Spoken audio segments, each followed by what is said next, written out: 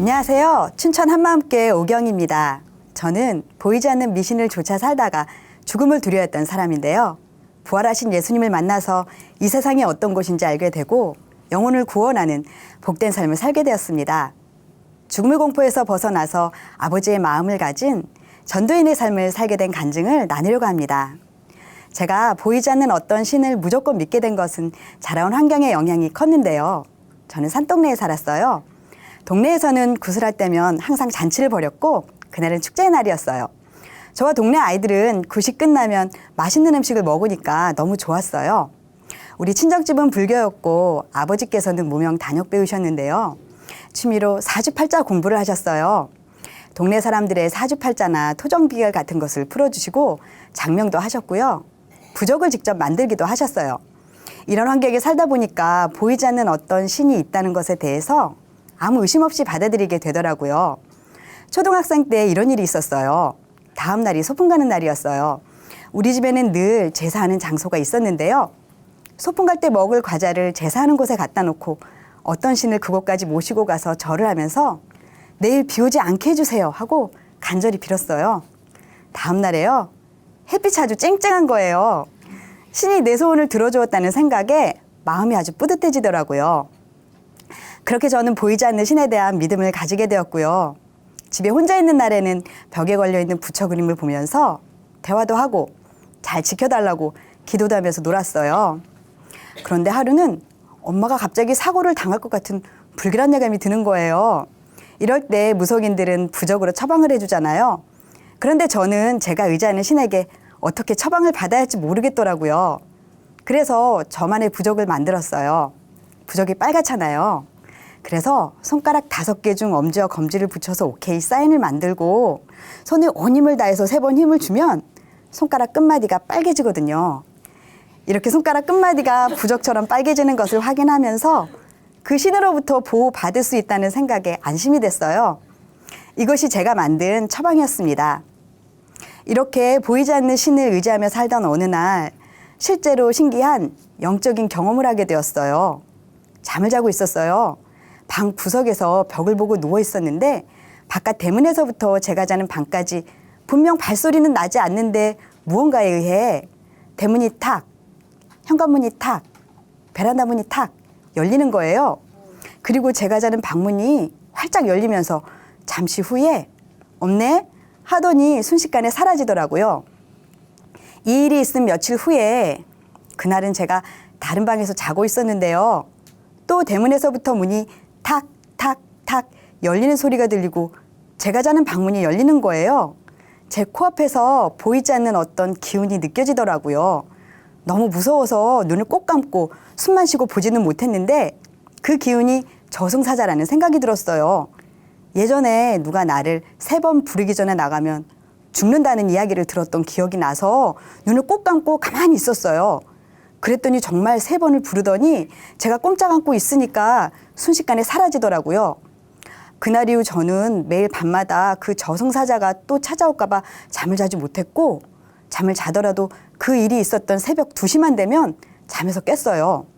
그리고 새벽 내내 잠을 자지 못하고 죽음의 두려움 가운데 살게 되었어요.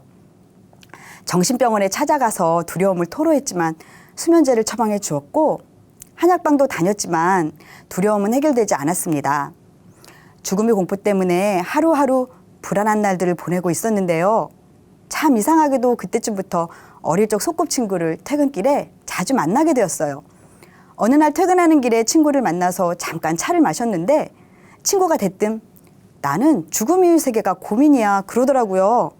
저도 죽음을 두려워하고 있었기 때문에 깜짝 놀랐지만 겉으로는 아닌 척하면서 나는 환생을 믿어 하고 말했어요. 얼마 후 죽음 이후의 세계를 고민하던 그 친구가 예수님을 영접했다는 거예요. 신접이라는 단어가 익숙하던 저는 혹 잘못된 곳에 빠진 건 아닌가 싶어서 다른 친구와 함께 그 친구를 찾아갔어요. 예수님을 영접한 친구는 우리의 걱정과는 달리 얼굴에 기쁨이 흘러넘쳤고 아주 차분하고 평안해 보이더라고요. 저랑 다른 친구는 보기에 너무 좋으니까 안심하고 헤어졌죠. 그런데 얼마 지나지 않아서 저는 너무나 무서운 악몽을 꾸기 시작했는데요. 꿈에 쇼 윈도우에 하얀 소복을 입고 머리를 풀어헤친 여자들이 서 있기도 하고, 어디서 떨어지는데 눈을 떠보면 관 속이고 초상을 치르기도 하고, 이런 악몽들을 계속 꾸다 보니까 내가 이러다가 죽을 수도 있겠구나 싶었고, 죽음에 대한 공포가 더해지면서 마음이 정말 급해지더라고요. 결국 그 친구에게 연락을 해서 만나게 되었고 제 속사정을 털어놓게 되었어요. 알고 봤더니 친구가 계속 작은 교회와 함께 저를 위해 기도하고 있었더라고요. 사실 저는 불교 집안에서 자라기도 했지만 개인적으로도 교회가 정말 싫었어요. 그랬던 제가 너무 힘드니까 살아보겠다고 친구를 따라 작은 교회 예배에 참석하게 되었어요. 예배에 참석한 사람들은 서로 자신들의 문제를 솔직하게 드러내놓고 기도해주는 모습이 너무나 진실되어 보이더라고요. 세상의 모임과 다르다는 것을 알 수 있었어요. 그렇게 매주 퇴근 후 거의 2시간 되는 예배처를 찾아갔는데요. 작은 교회 예배를 다니는 동안 불편한 것이 하나 있었어요. 예배 가운데 나오는 이름, 바로 예수님에 대한 거부감이었어요.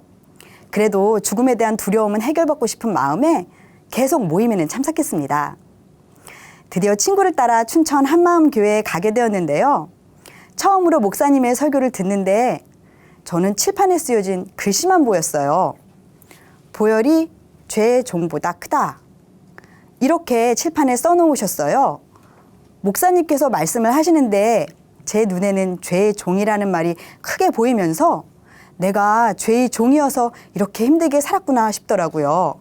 그러면서 마음이 뭉클하더니 눈물이 계속 흘렀습니다.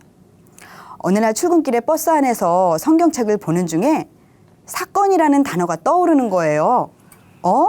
사건이라면 사실이라는 건데 그럼 예수님이 십자가에서 죽으시고 부활하신 게 사실이라는 거네 하는 생각이 들더라고요. 이런 일이 있고 얼마 후에 목사님께서 예수님의 부활은 역사책에 기록된 역사적 사실이라는 말씀을 하셨어요.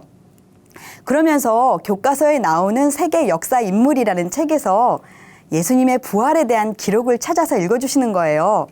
그동안 부활이 사실이라는 것을 객관적인 사실인지는 찾아볼 생각은 못했거든요. 그런데 목사님께서 계속 백과사전 같은 여러 자료들로 부활이 성경 속에만 있는 이야기가 아니라 믿지 않는 자들도 부인할 수 없는 객관적인 사실임을 확인시켜 주셨어요. 그리고 제자들, 특히 예수님의 동생 야고보의 이야기를 해주셨는데요. 하나님이라고 주장했던 형에게 미쳤다고 했던 야고보가 자기 형을 주라고 고백한 야고보서를 보는 순간 예수님이 정말 부활하셨구나. 이분이 바로 참 신이시고 날 만드신 창조주 하나님이시구나. 이렇게 부활로 예수님이 하나님이라는 것이 확증되어지는 순간 그동안 내가 무슨 짓을 하고 살았나 하는 생각이 들더라고요. 예수님 이름을 들을 때마다 내 마음이 불편하고 거북스러웠던 것은 내가 끝까지 주인 되고자 했던 악한 중심이었던 거예요. 그리고 내가 주인 되어서 내 마음에 우상을 섬기고 살았던 거예요. 저는 교회가 무조건 싫었어요. 내 입에서 하나님이라는 말이 나오는 것조차도 꺼려했었거든요. 그런데 하나님께서는 그런 나를 위해 독생자를 내어주신 거예요. 그 아들을 십자가에 처참히 죽이시고 부활시키셔서 믿을 만한 증거를 주신 거예요. 그럼에도 불구하고 예수님마저도 배척한 저는 마귀보다도 더 악랄한 자이고 지옥이 마땅한 자더라고요. 저는 하나님 앞에 이 악한 죄를 회개하고 부활하신 예수님을 진정한 마음의 주인으로 모셨습니다. 그리고 교회에서 처음 받은 말씀, 보혈이 죄의 종보다 크다라는 말에 참 의미를 알게 되었어요. 나의 주인 예수님이 부활하셔서 하늘나라 참 장막에서 보혈로 영원한 제사를 드리심으로 모든 죄를 사하셨고 다 이루셨더라고요. 부활은 다시 사는 거잖아요. 그동안 저는 죽는 게 끝인 줄 알고 두려움 가운데 살았었는데 다시 산다는 사실, 그것도 영원히 산다는 사실이 너무 기뻤어요. 죽음에 대한 두려움이 그대로 사라지면서 새벽 2시만 되면 깨던 습관도 없어졌어요. 정말 살맛나더라고요. 제 친구에게서 볼 수 있었던 그 차분함과 평안함이 예수님을 주인으로 믿은 저에게도 동일하게 임했습니다. 이렇게 예수님의 부활이 저에게 실제가 되자 부활하신 후에야 성경 말씀을 믿었던 제자들처럼 저도 성경 말씀을 다 믿게 되었는데요. 요한일서 5장에 온 세상은 악한 자 안에 처해 있다라는 말씀이 실제가 되면서 악한 자 안에 처한 이 세상이 밝히 보였어요. 소풍 전날 정성을 다해 제사했던 존재, 꿈에서 두려움을 주고했던 그 존재가 온 세상을 잡고 있는 악한 자, 마귀와 그 졸개들이었던 거예요. 저는 그 귀신이 조상신이라고 생각했었거든요. 그래서 그들한테 잘 보이면 나를 도와주고 보호해 줄 거라는 생각을 했었어요. 그런데 정말 속고 살았던 거예요.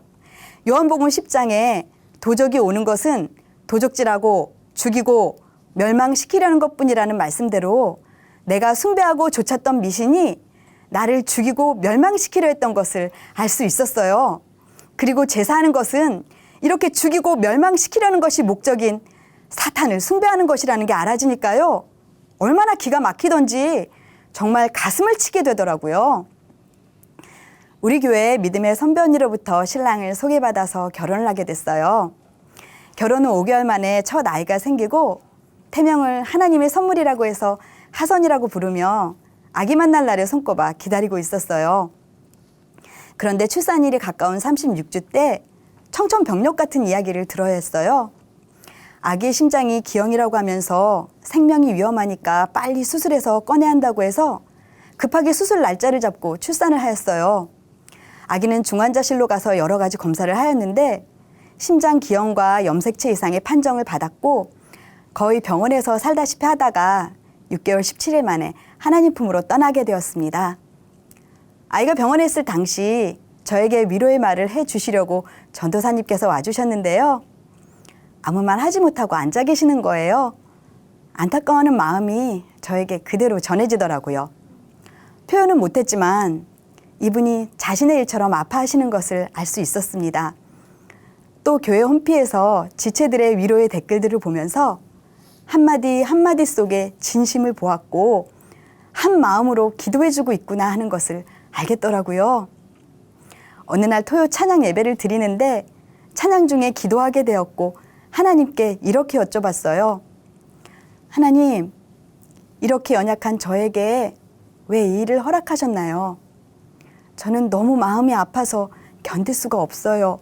저 어떻게 하나요? 이렇게 마음으로 울면서 기도하는데 그때 이런 찬양이 흘러나왔어요.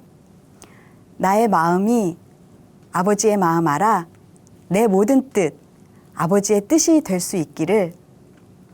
그때 아버지 하나님의 마음이 보이는 거예요. 죽어가는 자식을 바라보는 아버지 하나님의 마음이요.